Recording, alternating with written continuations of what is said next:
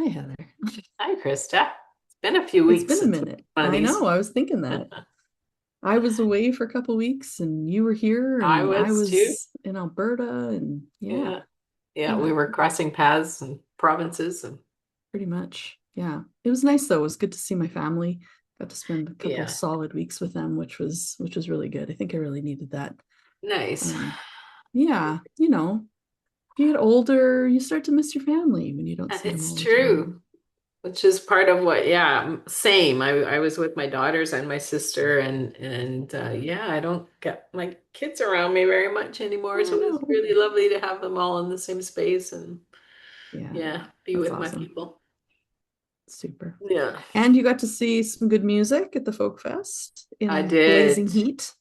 Yeah, some really talented musicians, and it just actually, yeah, the whole thing. I kept sitting there under the trees listening to this music, and it was the first time in its history that the folk festival sold out ahead of time. You couldn't buy tickets at the Yeah, gate, and I kept thinking, like, we are this hungry for real human musicians writing real songs real out of their songs. lived experience that we're gonna go pay. And it was desperately hot, and we're all sitting out there in the heat listening to these incredible musicians. I'm like, okay, so because sometimes I get a little, doomish about AI coming in and replacing everything, but then I'm Uh-huh, like, uh-huh.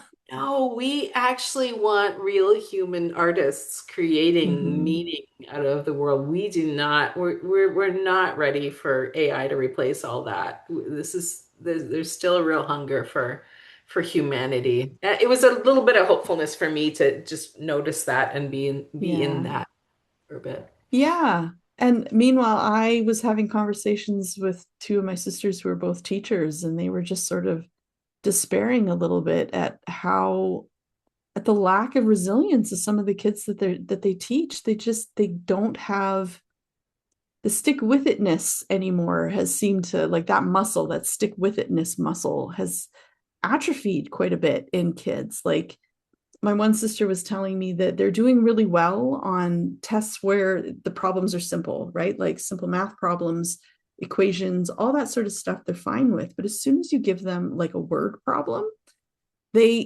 collapse because they can't piece the important things together, and they get frustrated really quickly, and they just kind of give up. Um, and like it breaks my heart. So it's like, oh my goodness. So Yeah, we're craving being around musicians who have put time and effort and energy into creating and having that stick with itness. And yet yeah. some of our kids are not able to access that because of things like, well, I always say that kid culture is a reflection of adult culture, but in a funhouse mirror, right? And Yeah. I think a lot of us are experiencing that too, where we have removed the need for the stick with itness because we have answers at our fingertips. And now we have song generators at our fingertips, so we don't have to put in the kind of effort that the musicians that you saw did. Yeah. Yeah. um yeah, so it's that interesting tension that I think we're kind of living in right now. Yeah. Yeah, and you and I were just talking about this, how we have our capitalist systems, and I lump other things into capitalism, colonialism, patriarchy, all of those kinds Yeah, of big systems have tempted us to believe in a world where comfort is one of the most important value things to value. And yeah, I heard somebody say this on a podcast recently, and it really stuck with me, is like that the one of the great travesties of where we are right now is how much we have valued comfort over mm, like learning real skills for survival in the world and yeah, learning the tough stuff and the resilience and what you and I were talking about earlier, and what I mentioned in one of my, both of us have mentioned this in different ways in recent posts, is that we have tried to remove the friction from our lives. We're tried to yeah, remove, and it's why like capitalism wants us to believe that that's possible, so they keep selling us stuff They can Yep. keep selling us new gadgets, new comfort, new access to, like, your life does not have to be hard. It can be easy, it can be soft, it can be safe. Yeah. And it wants us to believe in that delusion. And unfortunately, we've raised kids into that kind of culture. And I remember raising kids who were still in school and noticing how much parents were tempted to remove the hard things from their kids' lives and take them over and protect them from what was hard. And we weren't doing our kids any favors. And I know I remember that myself. It's like, oh, I don't want them to suffer. And like, I don't want them to have to struggle the way that I struggled. And now we have technology that's trying to do that for us. And Yeah. like, I get annoyed with how many apps I open up and it wants to offer to make it easier for Ugh. me. Like, there's always some AI companion on every single software app you open Everything, up right literally now. It's everything. like, can we help you? Can we do this? Can we take notes for you? Can we on Zoom, on like Google, everywhere? It's like, can we offer you an easier, more smooth journey through this process? And then I think to the musicians that I really valued at the Folks Fest, they're writing about human struggle, a lot of them, about mental health, about um, pain, about grief, about real life. And none of that art emerges out of a frictionless life. Like, none of it comes out of, like, not that you can't create art that's also joyful and pretty Sure. and Of comforting, course. but we don't develop our muscles for the creativity and meaning making unless we have some of the friction. And that's what you and I are struggling with in this world where we're trying to really, when we're talking about the practice of holding space, we're trying to teach people how to be with the discomfort and be with the friction. But the world keeps telling them, oh, you can just remove the friction. But it's not real. It's a complete No. delusion. And at what cost? Like, there is a cost to removing the friction, and it is less resilient kids. It is Yeah. fewer true creative ventures. It is, and if we want to even go to the economic terms the capitalists love, there is less innovation if there is no friction, right? Yeah. I mean, Yeah. the old saying, see a need, fill a need, right? Like, if we have no needs anymore, there's nothing left to fill. Yeah. And then what? Like, Yeah. and then what, Yeah. actually? And it also, like, it diminishes our patience with each other. It diminishes our ability to, like, have meaningful conversations with each other where we might not agree on everything. And how do Yeah. we work through that and not just like panic and run away? It makes us less likely to even want to get to know new people because you don't know what might happen if you talk to them, right? Yeah. And Exactly. that Yeah. and that's a cost too, right? Like, Yeah. show me someone who has a frictionless life and I will show you a very unhappy person. Isolated person, because you can't have a Isolated. relationship without friction. No. You cannot grow a real relationship or a real community or a real family without addressing and getting better at the conflict, the friction, the complexity, the pain, the grief, all of that. That's the way we grow our relationships, our families, our communities. And so, yeah, we're in this weird place in the world So where weird. it's like, how can I make life easier, but not recognizing that by trying to make it easier, I'm losing my capacity. I'm losing my resilience. I'm not even when I think about, there's writers like Bill Plotkin who talk a lot about the evolution, human like our maturing through adulthood. For sure. And he says that like 75% of our culture is stuck in an adolescent phase. And adolescence is that attachment to comfort and not wanting to have to deal with the friction or the conflict. And so we're like sabotaging ourselves in our own growth if we're not willing Mm-hmm. to step into the places where there's going to be friction. And you and I Oh, just came off a call, which was beautiful. We have this program called Whale Song where we're gathering maturing women, especially, and we're going through these different topics of related to what it means to be women of a certain age. And the topic today was on rage. And so we're all like, this circle was all about sharing stories of what we're feeling rage and what's coming up in us. And Yeah. it was such a, it felt like a sacred conversation to hold Very. space for that, for people that are willing to name some of the friction in their lives about what they're bumping up against. And we weren't spilling it out over into each other. Like No. we had the capacity to hold it. But that's a certain skill set that we are sadly losing because we're trying to remove that instead of getting better at holding it and Yeah. being in it. Totally, totally. I think, well, and I mean, I feel as guilty as the next person for some of it too. Like the number of times that I will order on DoorDash instead of going to a restaurant, right? Like, or order my groceries for pickup and just sit in my car while someone loads my car. Like there are a lot of these things that I do because it is easier and more comfortable. But again, it's like it is at the cost of me maybe getting to know the cashier at the grocery store or interact with someone while waiting for my food at the restaurant, right? Like Yeah. it is Yeah. reducing the opportunities that I have to interact with real life human beings. Um, Yeah. and yeah, and I just the call today too, just being, I know we were virtual, but being there in that space, and you talked a lot about like it was we were able to metabolize the rage, right? And I think that's the other thing that's so important is that we're going to have all of these big emotions. And if you don't have communities in which you can metabolize them, in which you can process them, in which other people can validate them and go, Mhm. yeah, actually, you were right to feel rage about that. And I feel rageful on your behalf for that. It contains that stuff in a way that then allows you to digest it and move Yeah. forward and Yeah. actually like make progress to the next thing and not get stuck there, not get stuck in a rage that burns you out or burns the people around you. Yeah, and the irony is that we by removing the friction, we're not developing the relationships that will help us hold it.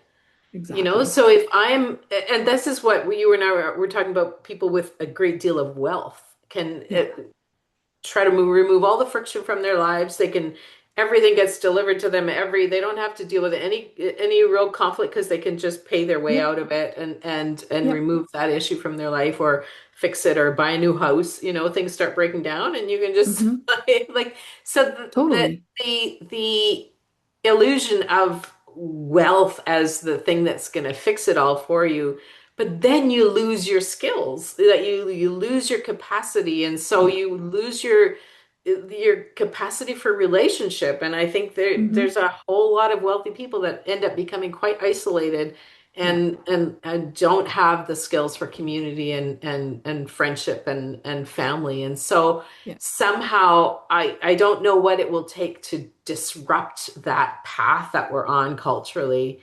Um, but it's going to, and to survive the disruption and the collapse of Mm-hmm. those things is going to Mm-hmm. require that we have the skill sets for being in Yeah. relationship with each other. And so, yeah, it's an interesting moment for us to be alive and trying to navigate Very because much. we have and you wrote a post and talked about this, and it's not quite live yet but probably will be before people get this video, and you were talking about exactly that, like how we have to Mm-hmm. develop the skills for holding space, but we're living with this cognitive dissonance that wants to keep convincing ourselves that we can just keep doing the same thing we're doing right now Yeah. and we'll be okay. And Yeah. I don't know if you want to say more about that, but I thought it was kind of a brilliant way of reflecting that. Yeah, like it sort of occurred to me as we were writing, because you and I talk about this idea of cognitive dissonance a lot. It informs a lot of our work, where you have a belief, and then you're confronted with evidence that challenges that belief or even disproves that belief in some instances. And the book we refer to all the time is Mistakes Were Made by Not, but Not by Me. And they describe this process of once you're confronted with that evidence, you will do one of two things. You will adjust or abandon your belief, or you will dig in and just find an echo chamber in which that belief never has to change. And I think that is what has happened with capitalism, because our belief in it was challenged directly through the COVID pandemic. It exposed a lot of the shit that capitalism sort of has presented us with, or convinced us were for our own good or the only way to do it. And it exposed that that wasn't actually true. So there are a bunch of us who have gone, oh shit, maybe we need something different. But then there's a whole bunch of other people who couldn't go there, who had to, who shut down and basically have just dug in, to the point that we are now electing openly fascist people. The Yeah. Overton window, and maybe you can link to that later, but it has shifted more and more towards fascism and Hmm. very far right conservative ideals, Yeah. because we're panicking about losing this belief in this system that Yeah. we were told was the only thing that there was. um and yeah, and it's really what it is, you know, we overcome this by developing our skills. Yeah.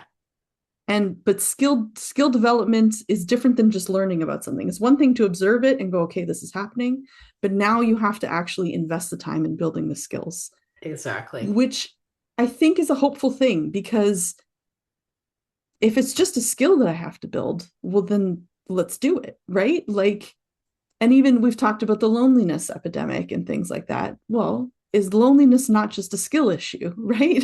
You just Exactly. don't have the Yeah. skill.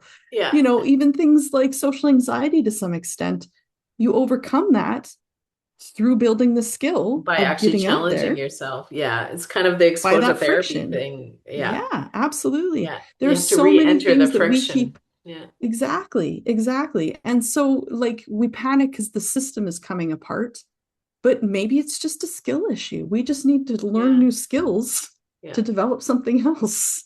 Yeah. And And I think we have the capacity for it. we have the We are capacity. fully capable of learning these new skills and 100%. actually, you know, recognize it, waking up. And you always use the language of shelf-breaking moments. You have that moment Yeah. where it's like, oh, wait a second, this is not Yeah. working. And I've been bought into this system for so long, but now all of a sudden I see Yeah. the destruction of the system, and now I Totally. have to wake up. And that's an uncomfortable, that Oh, deconstructing of belief ugh. systems and visions, views of the world. It And it's really difficult terrifying. process. But you can build the skills for it. Hmm. You can hone the skills, the resilience that those kids are missing that you talk Yeah. about with your sisters in the classroom. They can learn it at any point of their lives. At any It's point. not lost. It's No, not lost. no. You can build the skills for it. And I Yeah. think that's where we root our work in, is like trying to help people see that this is skill sets that are absolutely needed, and you Uh-huh. have the capacity to grow them. And we've Totally. watched a lot of people grow their skills, and it's a really beautiful thing to see people who now can handle things that they couldn't a few years ago when they started our Totally. programs, and the Oh my capacity gosh. for It's yeah, it's mind-boggling actually yeah, to see the ways that the holding spaces impacted people, like yeah, literally all over the world, in so many different cultures, so many yeah, different socioeconomic yeah, situations. They're bringing these skills of holding space to, like, to their communities, large and small. It's pretty phenomenal actually. And yeah, you know, like, the system benefits when we are all at each other's throats all the time. But what holding space, I think, can help with is beginning to build coalitions and beginning to be able to communicate across divides and yeah, disagreements, and being like, yeah, okay, we disagree on this particular approach to something. However, our end goal is the same. So we need to be in a coalition and working together, even if we're not working at the same particular thing yeah, or agree in the same way. yeah, But we need to be able to work together and communicate to achieve this end goal of system change. And that, I think, is the challenge of our moment, is that, yeah, like, we we have to get over ourselves and stop demanding perfection over everything and alignment and agreement on absolutely everything. Yeah. And B, we need to be able to sit and have those conversations. And that, unfortunately, that stuff is not fast. It doesn't just happen. It takes effort and time and intention and skills, all of Yeah. which Yeah.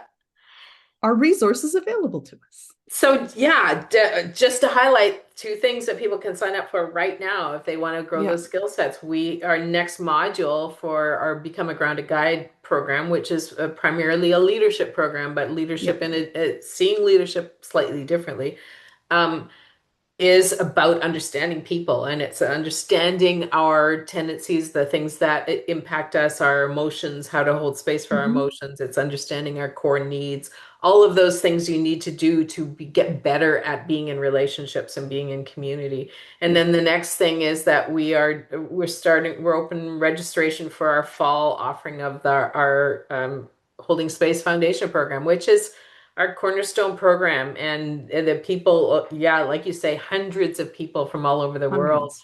and the responses we get about how that changed their capacity for being in relationship Yep. can't be underestimated. Like, it really has a significant Totally. impact. So come and join it. And then also I'll be in Europe in the fall doing Yes, in some of this Europe. work in person, and Yeah, you can come meet me, come spend that would time with be me.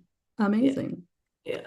Um, yeah, I don't know. It's funny because I think over the last 6 years, it's been, I personally have felt like where do we land as a company? Like, what is it that we can offer to the zeitgeist, to people actually boots on the ground kind of thing. And that's become more and more clear to me as the years have gone on, and as I've sort of witnessed the way this dissonance is kind of unfolded. Um, so yeah, so I feel like this is important work, and it's, Yeah, again, it's not it's not a fix everything solution, but it is an essential tool to have in your toolkit. And yeah, I have seen it work in my own communities, in my family, in people that I know that have gone through this, in our yeah, team here at the center. um yeah.